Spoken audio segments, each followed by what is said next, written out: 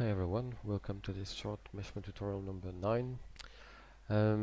Today we're gonna see the rigid bodies. So let's come further. As you can see, there are many green lines around me. I will explain you what they are. So first, let's go in the build mode, Control B, and in build. Okay, you have noticed before that when we create an object like a cube, for example, it have automatically create physics activated. So that's how the rigid body are created automatically. But so I create a cube, edit it, okay, and I will create a second cube, but without physics this time. So let's create physics. Okay, create a new one with no physics here. Okay, so maybe we could change color to blue. Okay, so now we can close the build mode and let's open in tools, scene, the scene structure. Here we have two cubes that have been created, cube 1 and cube 2.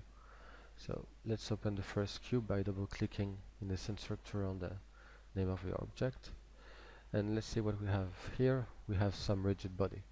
So of course we can see that there is a mesh, the name of object, placeable, that means what is the position of the object and the scale of the object in a space. And this is what we're looking for, the rigid body.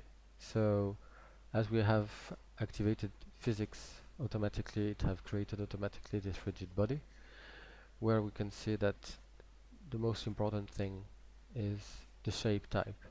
So as we are using a box, we can keep box, but there are other kind of types like sphere, cylinder, capsule, tree mesh that I will show you later, page field, convexal, and cone.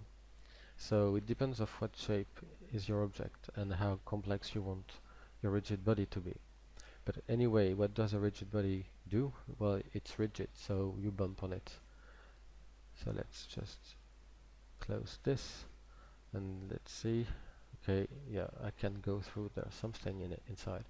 And if I go on the right one, okay, there's no rigid body, so I can go through. So let's add a rigid body to this square, this cube on the side. So I double click here in the scene structure, and I'm going to show you another way of adding some component to your object. So here I have double clicked in my object, right clicked here in the entity editor, add new component, and I'm going to choose the rigid body component here, add. Okay, so now I have in my pile here, I have a new component named rigid body, and by default shape type is box, so it's good for us. But for example, if I want to go here behind and see these letters, these green pieces are the rigid body. Let's click on the object, or maybe it will be simpler if I make it visible. Okay, so now my object is visible. I can select it, it's better, and we can see that the rigid body fits exactly on the object. To do so, I have chosen a different type of rigid body, and it's called shape type, it's called tree mesh. So this is heavier but will fit exactly your object. So this is it, I think, for the rigid body. Just for you to know that you can make this line be visible by going in the rigid body and selecting draw debug. If you take it away, of course you won't see any rigid body shape. So it's the same for the rocket behind. I've hidden the placeable here.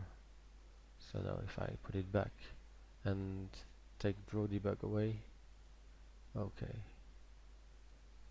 my rocket is back. Same for the cube here. Okay, I think this is it for today, and let's see it in the next tutorial.